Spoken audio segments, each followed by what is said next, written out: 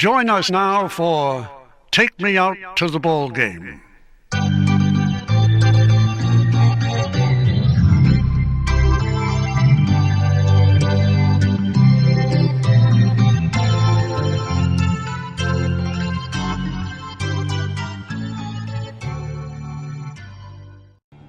And we welcome you back to Progressive Field in downtown Cleveland. Tim Alcorn along with Matt Lodi getting you ready for the Indians and the Boston Red Sox tonight right here on AM 930 WEOL. Indians warm-up will come your way at 6:37.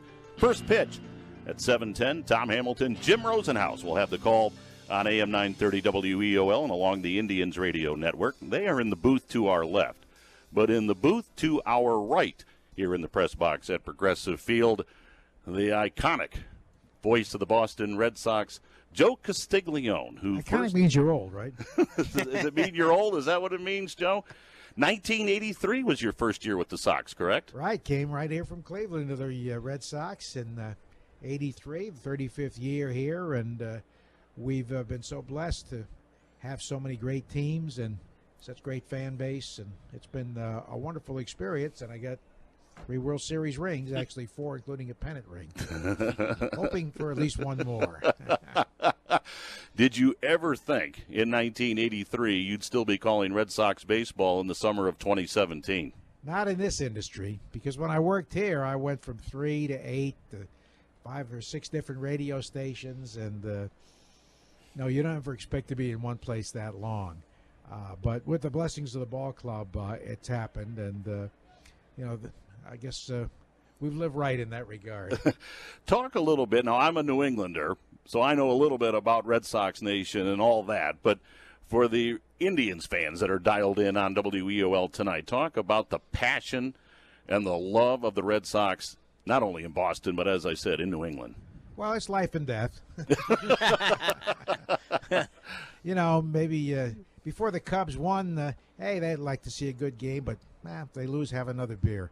Not in Boston. You might have another beer, but it will be with venom. And fans really care.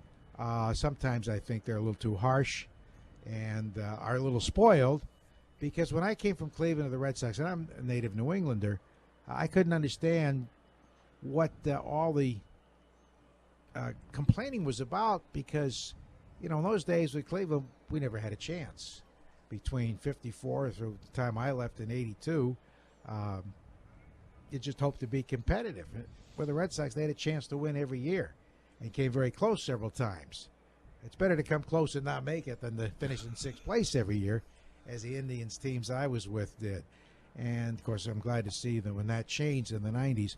But sometimes I think our fans should take a deep breath and see how good they have it. Again, we're talking with Joe Castiglione. He's the voice of the Boston Red Sox as he's paid us a visit here in Booth 4. Matt? When you look back, is there an iconic moment that you remember that you'll always, I'm sure there's many you'll never forget, but is there one that stands out? Was it maybe coming back from 3-0 down and winning that series, or was it the first World Series? Or swinging a ground ball, stabbed by Folk. He underhands the first, and the Red Sox are the world champs. And not that the World Series was anticlimactic, but the real highlight was the greatest comeback of all time.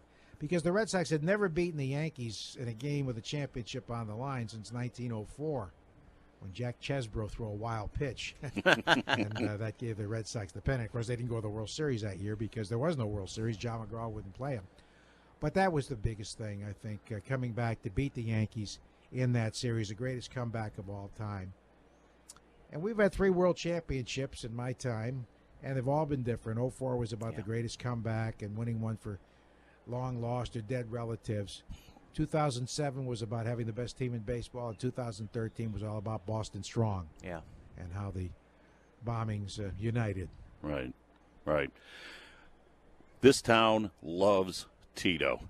I mean, Cleveland has just embraced Terry Francona. Talk a little bit about your relationship with Tito and what you saw him do in Boston and just how special a manager he is. Well, we did a show with Tito every day between the 2004 until he left after the 2011 season. So it was always fun to be around, always upbeat. Even if you had the toughest loss the night before, The next day, he was always upbeat, looking forward to the game. I mean, he just loves the game of baseball. He loves people. He's a fun guy to be around. He knows players and what makes them tick and how to get through to them better than like anyone I've ever known. John Farrell's a very good manager, too, and, of course, they're very best friends. And I think, there's some excellent managers in the game. But Terry Francona is great, and even the media loved him. Right. Matt? I want to go back to the 13 season, and your guys' first game after the bombing was here. I remember that so vividly because I remember going to the scoreboard room and getting the raw audio from the moment of silence to send out to some networks that I was freelancing for.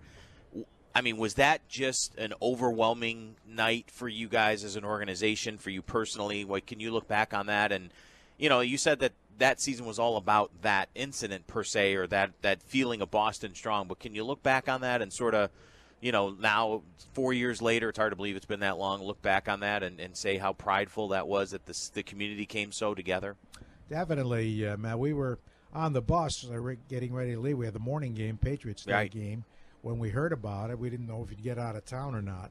And we did. We landed in Cleveland by 6 o'clock, and that night, the 24 of the 25 players went out to dinner together. Now, that never happens in baseball. It might happen in hockey, but it doesn't happen in baseball. And they really seemed to bond. And it was a 4-game series, and when we came back, we couldn't land right away because that's when the first assailant was captured. Actually shot, and we didn't know what was going on. And again, they bonded. The game the next day was called off. And the Saturday game, David Ortiz gave his famed speech. Yeah. Neil Diamond flew in and sang Sweet Caroline, and Daniel Nava had an 8th inning home run, a very dramatic win over Kansas City. And the players and the staff really grasped it. And a lot of times, we live in an insulated world. We live in our own world of baseball. But these guys really understood. They made the visits to the patients in the hospitals unannounced. And there was a tremendous bond that was formed. Team ownership and management did a wonderful job of making that happen. And the players themselves did as well. And the bonding that was formed, I think, spurred this club, which may not have been the most talented of those 3 World Championship clubs, to great heights. Joe, before we let you go, I'm a play-by-play guy for high school sports in Lorain County, basketball, football, baseball. You're such an iconic play-by-play guy. What keeps that passion going to call the game night after night after night? Might see something today I never saw before, even 6,000 games in. But it's fun. I mean, I love the baseball people. I love the atmosphere. I just went down to the office to visit with Tito, and you have so many friends in the game. And then the game itself, we do have to improve it. We have to shorten these games, stop the catcher visits, stop the pitching coach visits and the meetings with the infielders, and make the batter get in the box, and stop worrying about the walk-up music first and foremost. And, we have to do that because we're losing young people. But the other night we had a 4-hour, 9-minute game against the Yanks. Didn't feel like it because it was a great game. We've had other games over 4 hours that do feel like it. So some corrections have to be made, and I'm the first in line to get a pitch clock. And I think that's going to happen next year. But it's still a great game, and it's fun to come to, and we have a chance to win every year. There you go. And to wrap things up, how good of a shot does this team have to win it this year? Well, both of these clubs have a great shot. I think we're going to be coming back here in October, and, if we don't win it, we hope Cleveland does. I had 10.5 years here, 2.5 in Youngstown, working in broadcasting. Great people. I'd love to see them win if we can. But I think our 2 teams will decide, at least in the American League. Houston may not have enough pitching to get too far, but we'll see. It's going to be a great race. And the Indians, I think, are peaking at the right time if they can get Andrew Miller back. Totally agree. All right, we know you have to scoot back over to your booth to get some work done. Honored to have you stop by, and appreciate you spending a few moments with us. Okay, guys, thank you for having me. Thank you. Thank you, Joe. Joe Castiglione, the voice of the Boston Red Sox, joining us here Thank you, sir. on AM 930 WEOL. And again, you talk about the Joe Tates, the Tom Hamiltons of Cleveland.